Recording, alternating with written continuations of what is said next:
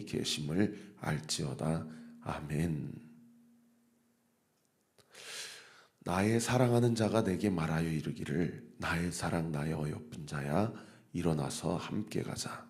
아가서 2장 10절 말씀. 아멘. 우리 같이 한번 암송해 볼까요? 시작. 나의 사랑하는 자가 내게 말하여 이르기를 나의 사랑 나의 어여쁜 자야 일어나서 함께 가자. 아가서 2장 10절 말씀. 아멘. 솔로몬과 술람미 여인의 관계는 우리의 신랑 되신 예수님과 나와의 관계를 예표하는 그림자거든요. 신랑 되신 예수님이 오늘 하루도 우리에게 말씀하십니다. 나의 사랑 나의 어여쁜 자야 일어나서 나와 함께 가자. 여러분, 오늘 하루도 우리를 주저앉게 하는 것이 무엇입니까? 그 주저앉게 하는 그것에 우리가 지난주 말씀처럼 묵상하지 말고 우리를 일으키시고 우리와 함께 가겠다고 약속해 주시는 예수님께 우리의 영적인 시선을 고정시키십시다. 그리고 주님과 함께 오늘 이 하루를 살아갈 때 이렇게 장마기가 아니어서 습하고 짜증 지수도 좀 높아갈 수도 있지만은 그러나 오늘 이 하루도 우리가 붙잡아야 될 것이 무엇인지를 깨닫게 하시고 또 이 아침에도 우리가 기도해야 될 것이 무엇인지를 알게 하시고 우리가 붙잡고 깨달은 것을 가지고 우리가 주와 함께 주님이 나와 동행하심으로 주와 함께 살아갈 때에 오늘 이 하루도 하나님이 기뻐하시는 하루 되게 될 줄 믿으시기를 예수님의 이름으로 축원합니다. 어제 본문부터 이제 오늘 본문 쭉 4장까지 교리와 관련된 그 말씀, 영적 원리를 근거로 실천편을 우리가 살펴본다라고 말씀드리지 않았습니까? 그래서 우리가 옛 사람을 벗어버리고 새 사람을 입어야 된다. 그 옛 사람은 무엇인가? 쭉 살펴볼 때 어제 본문 3장 5절에 음란과 부정과 사욕과 악한 정욕과 담심, 그 다음에 8절에 보면 분함과 노여움과 악의와 비방과 우리의 입에 부끄러운 말, 이런 것들을 이제 벗어버리고 새 사람을 입으라 라고 어제 본문에 우리가 함께 살펴보지 않았습니까? 그 새 사람을 입는 구체적인 실천은 또 무엇인지를 오늘 본문이 이야기해 주고 있어요.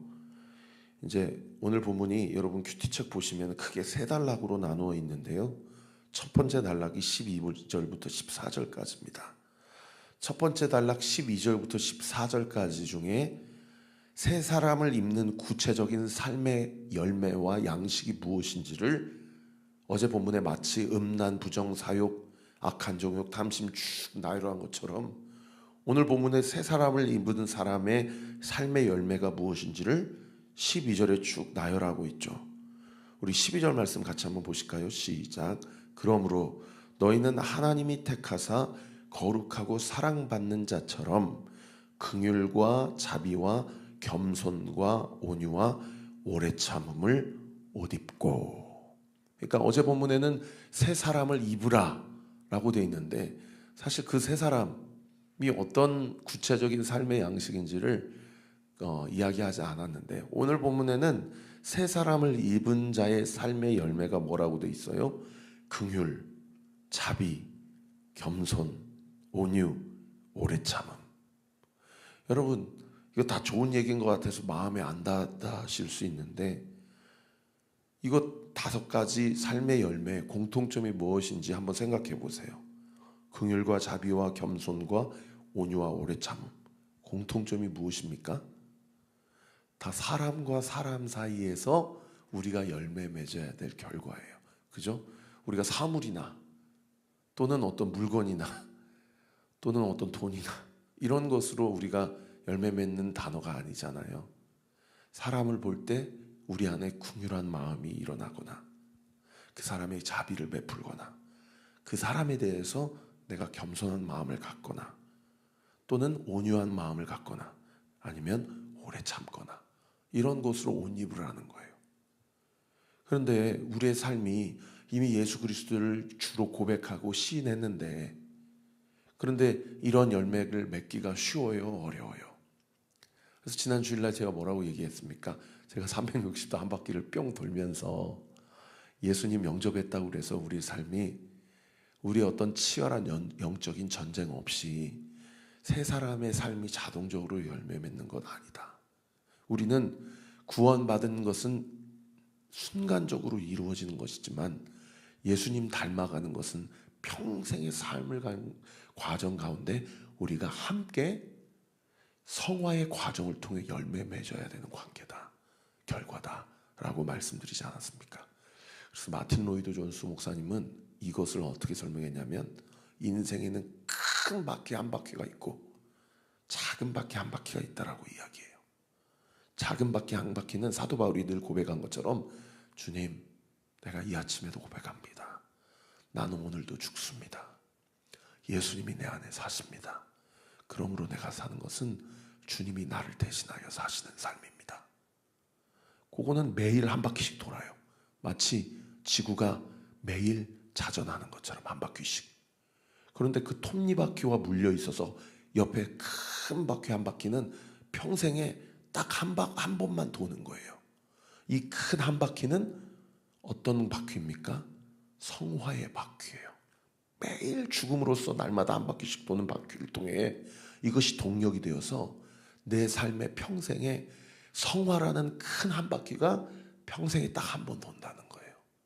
그러면서 예수님처럼 성화되고 자라가서 영화의 삶을 걸어가는 것, 이것이 구원받은 사람의 믿음의 전체 여정이라는 것이죠.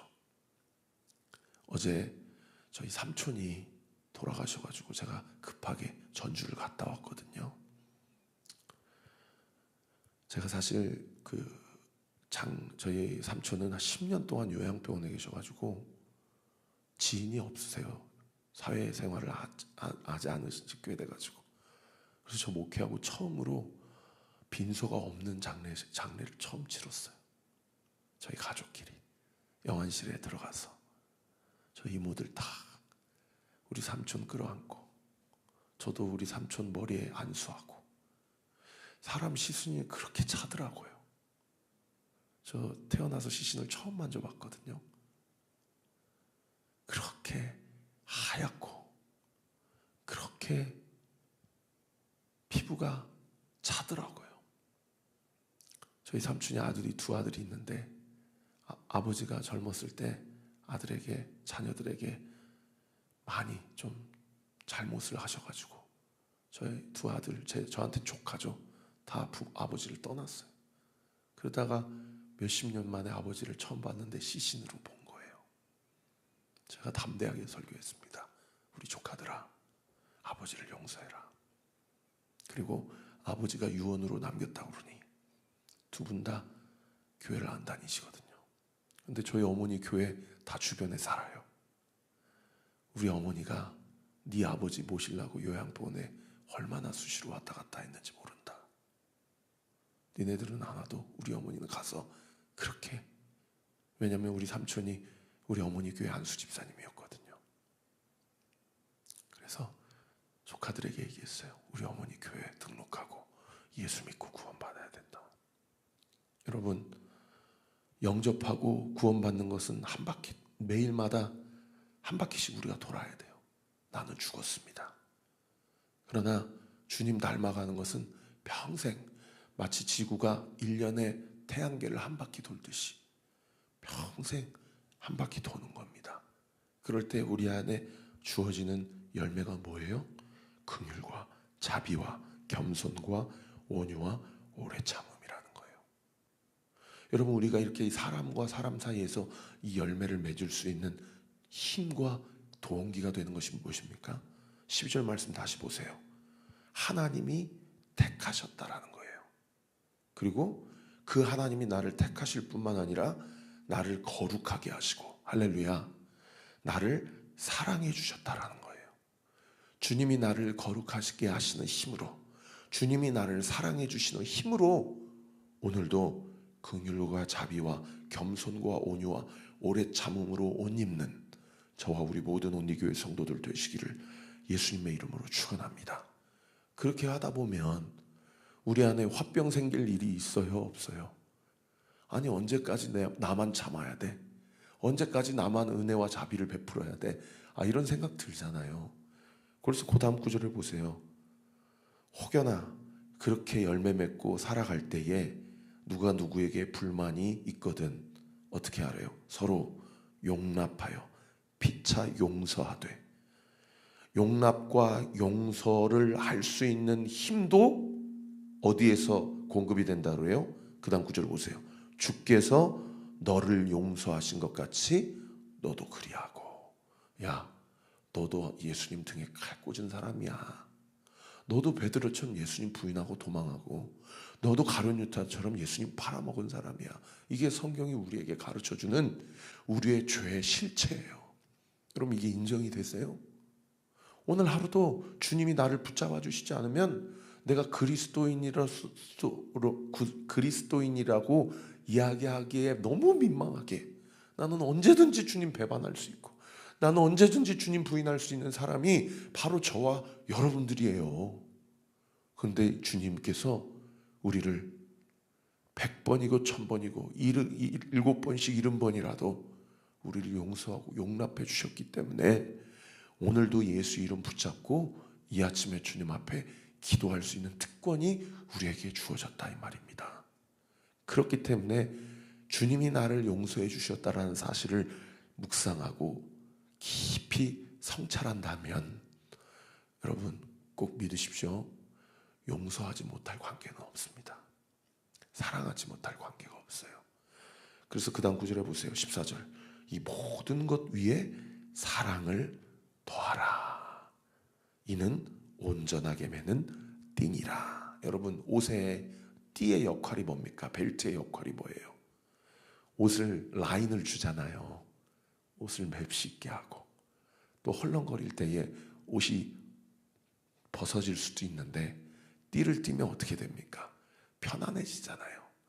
여러분 긍휼과 자비와 겸손과 온유와 오래 참음과 용납과 용서, 이 7가지의 마지막으로 어떤 띠를 위해 얻는 거예요? 사랑의 띠를 얻는 거예요. 그럼 어떻게 돼요? 옷이 맵시가 나죠. 그리고 편안해지죠. 그래서 제가 늘 얘기하는 거예요.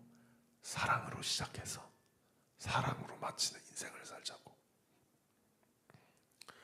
그런가 하면 두 번째 단락 15절부터 17절까지 보시면요, 2가지 단어가 반복해서 등장하는 것을 볼 수가 있습니다. 15절 보세요. 우리 같이 한번 읽어보십시다. 시작. 그리스도의 평강이 너희의 마음을 주장하게 하라.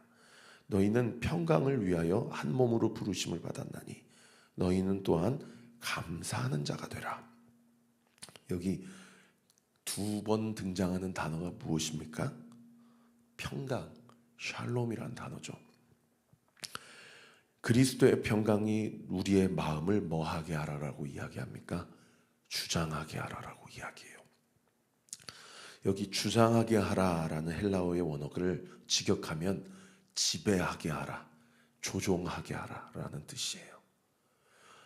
주님께서 우리에게 주신 샬롬, 평강이 우리의 마음을 지배하고 주장할 수 있도록 우리의 마음을 주님 앞에 온전히 열어드리고 내어드리라는 거예요.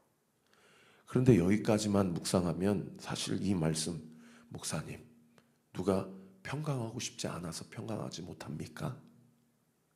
어제도 배은수 집사님이 너무 힘드셔서 저한테 전화 줘서, 목사님, 저를 위해 기도 한번 해주세요. 통증이 너무 심한데 손발이 너무 부을 대로 부어가지고, 그래서 이 더 이상 진통제라든지 여러 가지 수액을 맞지 않는 것이 옳다라고 그래서 이 진통제를 맞지 않으신 지 지금 3일이 지났다고 그래요. 손발이 너무 부으니까. 그러니까 온몸으로 그 통증과 그 모든 고통을 지금 다 받아내고 있으니까 이 극한 통증의 임계점마다 세상에 감사한 게 제가 생각난다는 거예요. 목사님, 기도 좀 해주세요. 그래서 감사하더라고요.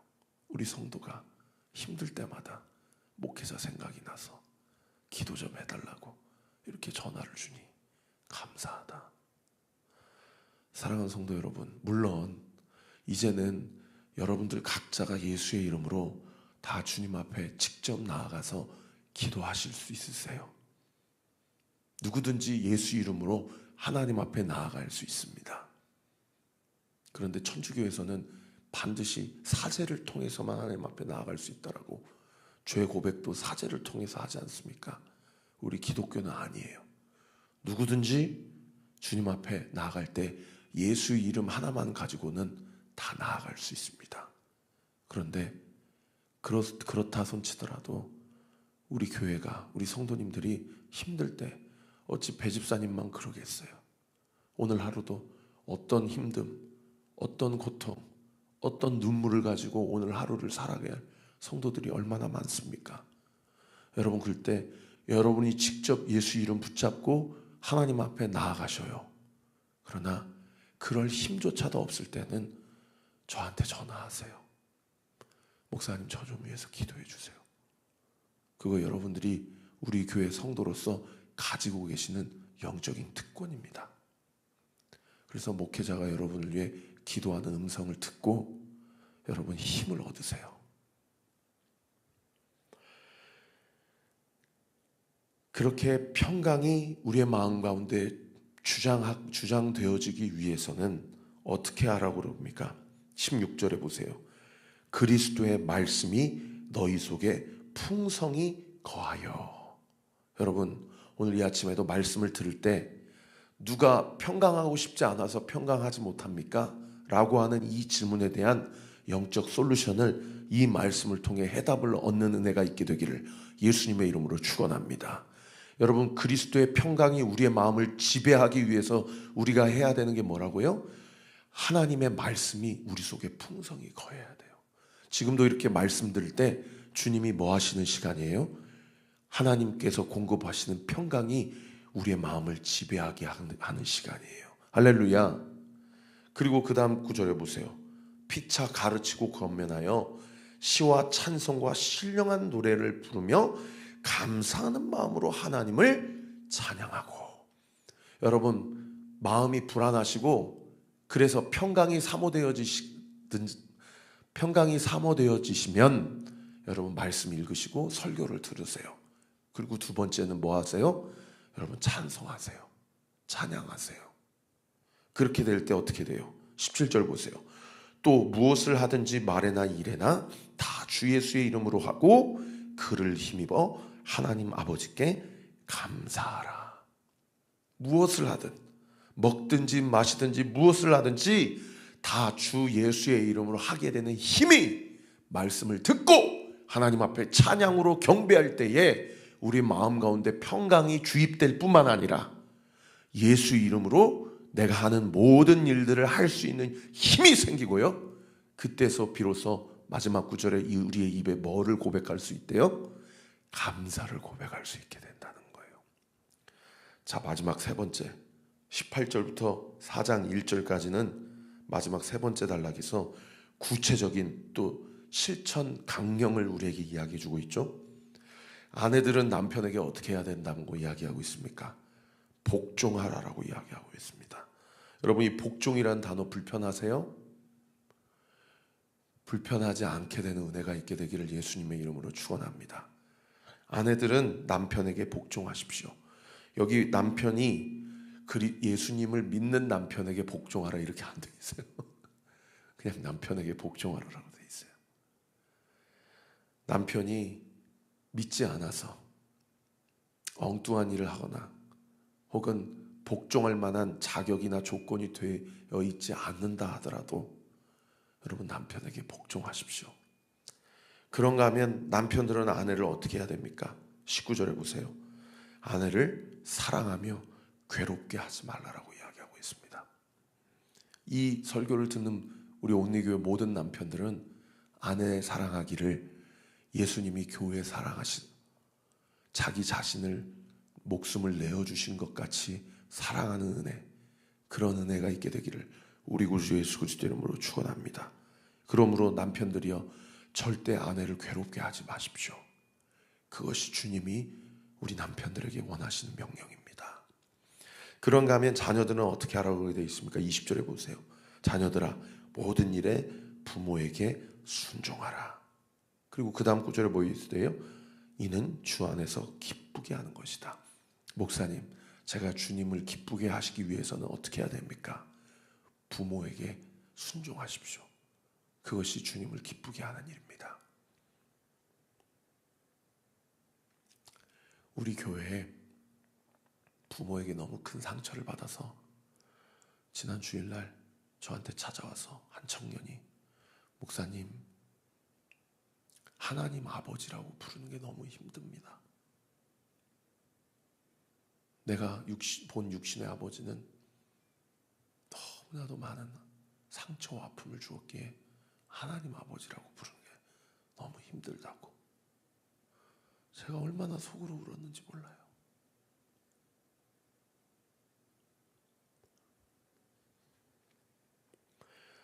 자녀들은 아비들에게 어떻게 해야 됩니까?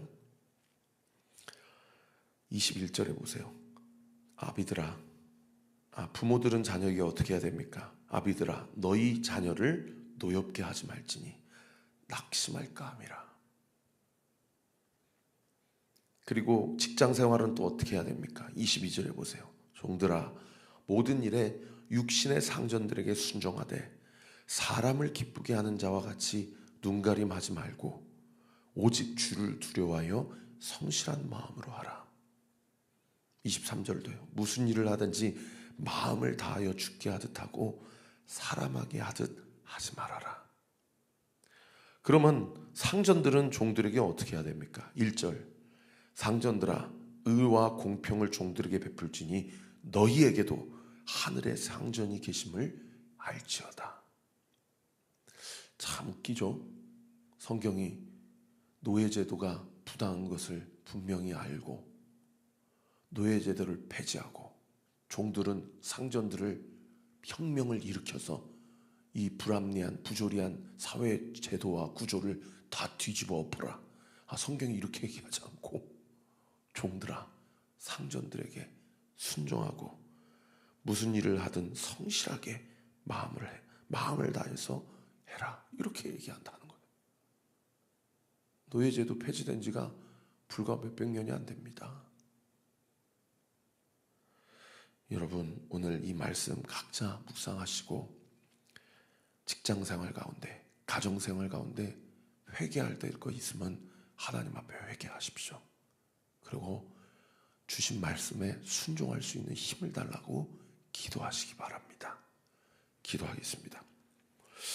하나님 아버지 감사합니다. 오늘도 우리에게 말씀해 주시고 이 말씀 앞에 우리의 마음을 찔러주심에 감사합니다. 우리 사랑하는 성도들, 아버지, 이 말씀이 한 목회자의 말이 아닌, 인간의 말이 아닌 하나님의 명령임을 깨닫고 주의 명령 앞에 순종할 수 있는 결단이 있게 하여 주옵소서. 그리고 그 결단이 결단으로 그치지 않고 우리의 가정에서 또 직장생활 가운데 또 교회생활, 신앙생활 가운데 온전히 실천하고 우리의 마음에 평강이 우리의 마음을 지배할 수 있도록 주께서 우리와 동행하시고 우리의 마음을 만져주시고 붙잡아 주실 것을 믿으니 그 믿음 붙잡고 오늘 이 하루도 주와 함께 승리하는 저와 우리 모든 온누리교회 성도들 되게 하여 주옵소서. 감사드리고 예수님의 이름으로 기도합니다. 아멘. 지금은 우리 구주 예수 그리스도의 은혜와 하나님의 사랑과 성령 하나님의 위로교통 충만하심이 오늘 주신 말씀 붙잡고 오늘 이 하루도 말씀만 주신 것이 아니라 이 말씀대로 살아갈 힘도 겸하여 허락하신다, 공급하신다라는 믿음 가지고 말씀 따라 하나님의 뜻을 온전히 이루어내기로 결단하는 우리 사랑하는 온누리교회 모든 성도들 머리 위에 우리 교회를 위해 기도해 주시는 모든 기도의 동역자들 위에 지금으로부터 영원토록 함께 하시기를 간절히 축원하옵나이다. 아멘.